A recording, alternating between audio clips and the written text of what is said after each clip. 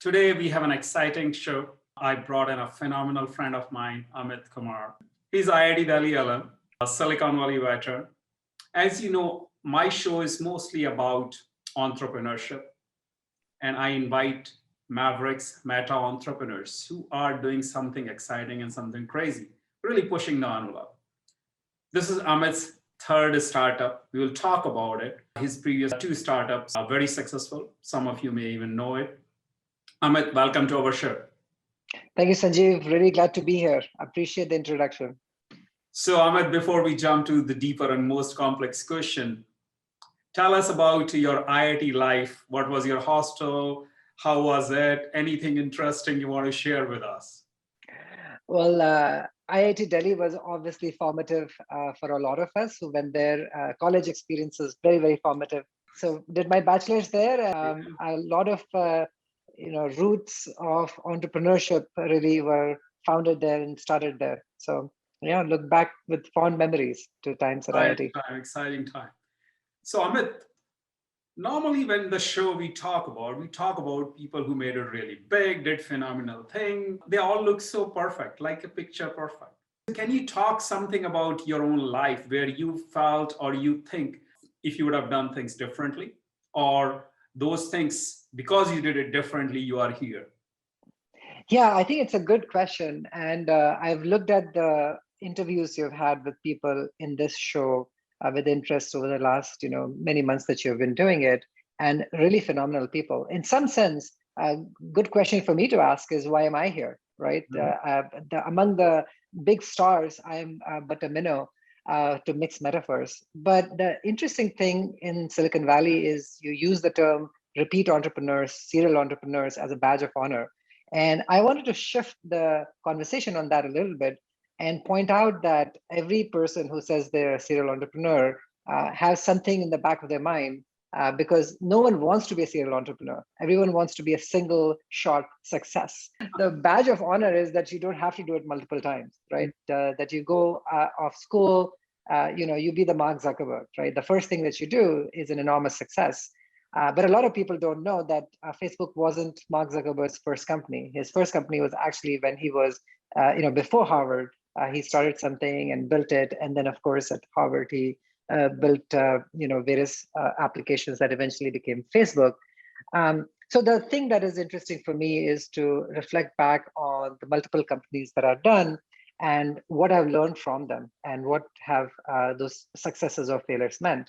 Sanjeev, you were very gracious in talking about my two companies as being successes, but they were not both successes from a certain vantage point, right? If you think about the first one that I started, it was my first company. I raised some funding. I built it to a certain point, and it was a small business company. And we realized that you needed a lot more funding to be able to build up a small business company from scratch. And we ended up selling that to Yahoo, where I was able to take that product and scale it across, millions of customers. So success. Yahoo is small businesses. So success doesn't mean that you build a unicorn. Success means that have you created an impact? That's exactly right. It's a very interesting term when people talk about success. To me, success is not like, oh, I have built a billion-dollar valuation company tomorrow. Are you able to create an impact on billion people? Are you able to create an impact on even 100,000 small businesses? So to me, what you have done is phenomenal. Yahoo is small businesses really born out of the work you have done. And that's phenomenal. I think that's right. And there is a tendency to get stuck on some of these words and phrases we use in the Valley. And, this show is going to get broadcast far and wide. So it's not just a Valley problem, but everyone wants that valuation. Everyone wants to get to $1 billion in revenue. But the question is, how are you trying to make a mark, right? Like, how are you trying to take things forward? Maybe not make things better for 1 billion people, but maybe 1,000 small customers, right? So what is it that you're looking for? And sometimes that success means that you align yourself with sort of bigger partners, maybe a bigger company. And that's where things like acquisitions kind of make sense and become relevant. So good question should be, Amit, is when you decided to sell your first company to Yahoo, Is that a confession or is not a confession? Well, the confession is that I look back at that first company and always think about if it could have been much bigger and should have stayed on and built it as an independent company. Not just that, that's not my question. My question really is, we all know what happened to Yahoo. Mhm. And it has changed. Yes. It's not what when you sold your company to Yahoo. It was a very different company. Imagine if that were Google, the product and the foundation you have built may have gotten to a different height. Or you would have done it differently, find a different partner. That's what I am really alluding to. For better or worse, and you are a founder yourself, so you know this very well. One of the superpowers of entrepreneurs is to keep moving forward, because entrepreneurs is hard, like things go up and down. Every day. Every day there's this fine balance between looking back and coulda, woulda, shoulda, because if you don't look back, you'll make the same mistakes again. So that's the balance part of it. What parts of it do you take and don't make the same mistakes again?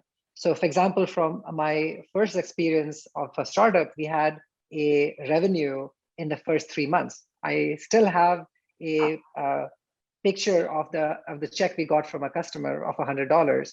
My second startup, I forgot that lesson. And so in my third startup, which is the one I'm doing right now, I was back to, okay, that was the thing that grounded us, right? That didn't ground us in the second time I did a startup. So there is a fair bit of looking back and saying, hey, what lessons did you take? What lessons did you not take? But some of those things in terms of, could it have been a better exit if we had waited and tried to sell it to Google? I think you're probably 100% right. But now that I'm thinking about it, this is probably the first time I thought about it, because the goal for me, became sort of moving forward and saying, this is what we got, and how do we make it successful in this? So it's an interesting question, and it was probably true that we feel at that point we could have become the next Shopify within Yahoo. Yeah. So when I look at even my own life, what I realize is picking partners are very important. And that's the biggest mistake I find most of us do. We pick wrong partners. And that impact our growth, that impact our future, that impact the reality we could have created. Suggestion I have for our audience is be very careful when we pick partners, because a lot of time we get an opportunity, and I'm recipient of that, and I've lost everything in 2004 because I picked the wrong partner. It was a good opportunity at that time. I would have become created $100 million company next day and all, but you know what? I picked the wrong partner. Now, it's a relative term. How do you do wrong? Because at that time, Yahoo was a phenomenal company. So how we decide what we should or shouldn't we do when we are in that moment? So that's a very interesting question. And that's what for all of our audience to decide what they should or shouldn't be doing in future. So coming back to the interesting question, which is what I'm waiting to ask. You started this new company called Dragon Fruit. And I'm still not able to understand why Dragon Fruit. Yeah, so let's start with the name. So we had this idea around creating a company that focuses on video AI, and really tries to focus on the enterprise segment, not sort of the small business segment, medium-sized businesses, but what are the needs for the enterprise when they start deploying video AI? And we used to be called Project Codename. So for months we were called Project Codename and trying to figure out a good name. And one day over lunch, my son, who was 10-year-old at that time, he said, Dad, there's an apple, there used to be a blackberry, so there needs to be a dragon fruit, which I thought was kind of cute. But for a couple of months, we riffed on that idea. And then we said, there's no better name, because the dragon is the hot technology and the fruit is a sweet product. So it's a good combination of those two things. And the focus for the company has stayed pretty much the same sense, which is to really focus on high technology. So how do you take, for example, people in retail? And I know, Sanjiv, you work with a lot of retailers. I mean, think about a large enterprise like a Kroger or a Safeway. they literally spend upwards of $150 million a year on slip and fall claims, right? If someone slips on orange juice or water, there's huge liability involved, right? And you would think that this would be something they would be able to solve, given that all of these video cameras that are installed in the ceiling. But the problem is that the AI that is required for being able to do it is extremely hard. You really need a strong team of ML engineers, but even the deployment of it can be extremely hard because someone like Kroger has 450,000. That's right, 450, half a million cameras installed. So how do you create a system that can scale at that level? 3,000 locations, but you're always pushing the envelope. I'm assuming this problem is solved by a lot of companies. Mm-hmm. What makes you really unique to solve this problem? Yeah, I think this is one of those things that I mentioned before, that all of us want to be a single-time entrepreneur that make it big. One of the advantages, however, of being a serial entrepreneur is you can look back and see what are the problems with taking science into technology, into systems, into actual deployments, right? And so the secret sauce for Dragon Fruit is actually the platform, not just the machine learning model. So there are really smart PhD engineers in universities across the world who have access to the data. Machine learning is one of the disciplines for people who are considering employment opportunities and thinking about what they want to learn as a student. Machine learning is one of the fields are like open source, where there's a lot of camaraderie in the discipline. A lot of people write papers, post stuff on GitHub. Data samples are available, which really has democratized the discipline, which is amazing. But the flip side of that is that if you are a group that is sitting in Pretoria or is sitting in Nairobi, you can build the science of it. But then the question is, how do you take it to a Kroger? I just keep with that example, right? Someone has to create that pluggable platform where create new ideas can snap in.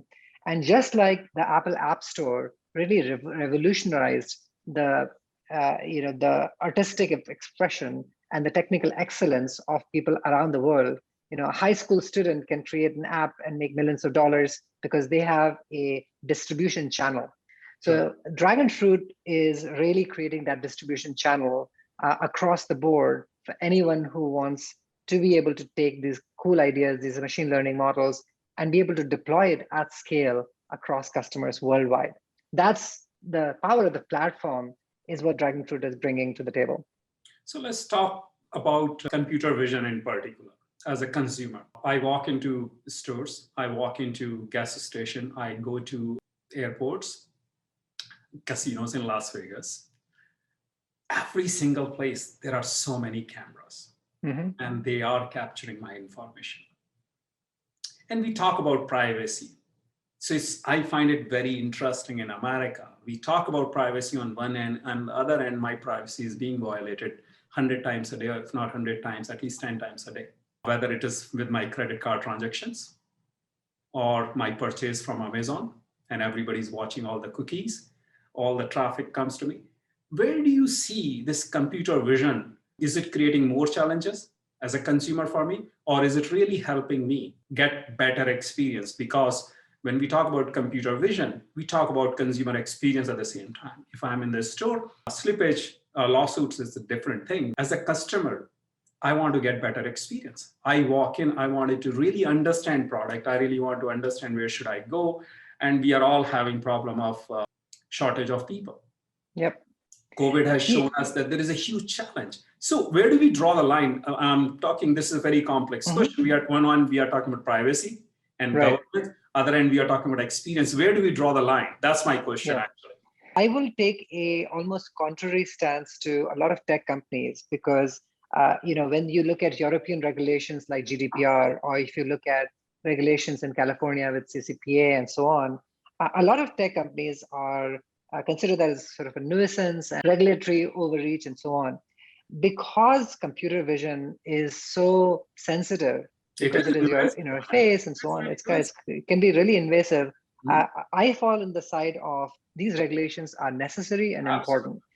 And what has happened because of some of them might be a little bit too too obscure, but the basic sense of what it should be and what things we should focus on is right in the heart is in the right place, as they say.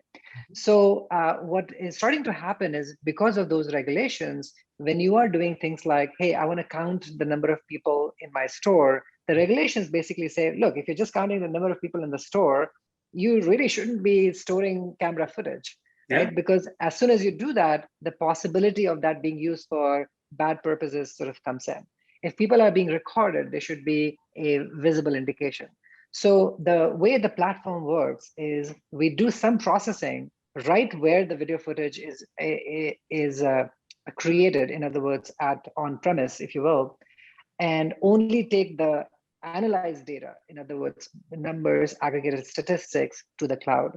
In other cases, you might want to do more processing on the cloud, but then again, there's retention parameters. How long should you be allowed to store it for being able to do an analysis? So I think the right yin and yang, or like push and pull of the governments worldwide and the private companies that are trying to further use cases is happening. And in the fullness of time, I think that's what starts to happen. And when facial recognition comes in, they're like, okay, like this is way too biased. People are not using good data sets. And that makes it something that companies like ours say, that's interesting. If we create a model with an intern working for 3 weeks, it's not going to be stable. It's not going to be good. It's going to lead to a backlash. If we're going to do facial recognition, we got to work with companies that specialize in facial recognition. Same thing with weapon detection. The fact that there is this sort of push and pull between governance, the governments, and the private companies is, I think, that balance is what makes it all work. I understand from technology. I come from technology world. We know technology can do so much. It's always about the application of the technology. And the way I understand technology today, it's almost to a point is, should I wear a ski mask when I go to grocery store? Should I wear a hoodie when I go to casino? Where do I draw the line? In a casino, casino wants to know everything and I don't want to tell them everything. It's a very, very interesting problem. Right? At the same time, I want the experience. And that's where the government comes, GDPR, to all the different regulatory bodies. My problem, my concern is, as a user, as a consumer, I have zero say. I'm assuming that retailers are doing what they are supposed to do. I'm assuming the casinos are doing what they are supposed to do. I'm assuming government is doing what it's supposed to do. How I can create or how I can control my own destiny? That is the question I have. So are we looking at in future a way where I will be asked this question? Is it okay to track you or not? So for example, if I'm in an airport, I'm completely okay and comfortable because it comes to the security comes at a price. So I get that. But in a retail store, I'll be very uncomfortable. Why do they need to know which aisle I go to? Because they will start bombarding me with those promotions. You're right. And I think for that reason, the approach that Apple is taking purely online, I think is a good one. And you will see that percolate offline as well. So just like Apple is saying, look, if you're an app that you want to track Sanjiv, great, ask Sanjiv, right? And as long as there's informed consent, we have no problems, right? If you are a GPS navigation company and you need to understand where Sanjiv is right now to be able to give him driving directions, great, ask him.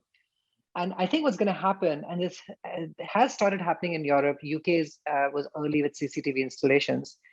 If you go travel to Europe, which is of course hard with COVID right now, but there are very explicit, clear signs of surveillance, and CCTV is in effect. There is no consent. So should I not walk on those streets? So I go, I'm in London, I see all the cameras, I see the sign. What do I do with that?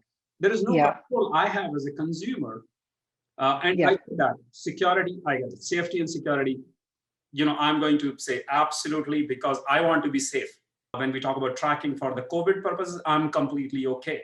Yeah, I think what you will see is that there might be a set of stores, just to take that as an example, that might have different kind of policies that are that are displayed more actively, right? So for example, you walk into, I don't know any of these stores and their policies, but if you walk into Target, there might be clear signage as the education in the customers becomes widespread, right? People know that they could be tracked. And so if you have a clear policy, we only collect, count information, Yeah. but do not track using facial recognition, then that might even be something that becomes part of the brand, just like Apple has made it part of your brand. So I feel that that's the direction that we are going in. This technology is available. Blogger, podcaster Benedict Evans, he used to work for Andreessen Horowitz. He has a great blog, and I think he makes this point, fairly regularly, which is, some of these things have become part of company brands. Apple has chosen to use that as their brand. They also have an ad network, by the way. It might be part of a brand of stores or experiences. You walk into a Cartier versus a Tiffany. They might have different privacy policies, right? So, and might be well articulated. But we are in early stages of this because the technology has only now started to appear where these things can be used in an egregious way. But that's the push and pull. Anyway, we can continue to talk about computer vision. We both are geek and we love talking about technology. Do you have any message for our audience? I think the amount of new technologies being built right now, particularly in machine learning, is a unique opportunity because it is so open, so collaborative. The tools are in your hands. It reminds me of the early days of open source and early days of AWS, frankly, where you could create your own websites, and then before that, you could create your own code and share with the world. Machine learning is a great new frontier, and I would encourage people to think of it more as as something that they can play in, as a sandbox that they can play in, rather than necessarily start a company in it, because new ideas will come up from that exploration. So go explore is kind of what my request would be to budding entrepreneurs out there. So one app idea I want to give, just imagine you take the picture of your food and it tells you how many calories, how much fat, and how much protein it has. So now all of you know that Sanjiv is on a fitness kick. That'll be a fun app, but it'll be a great app. I know, honestly, Samsung has invested millions and millions of dollars building that technology. They're still far from reality, but it is possible, in my opinion, in near future. I think that would be great. I would use it.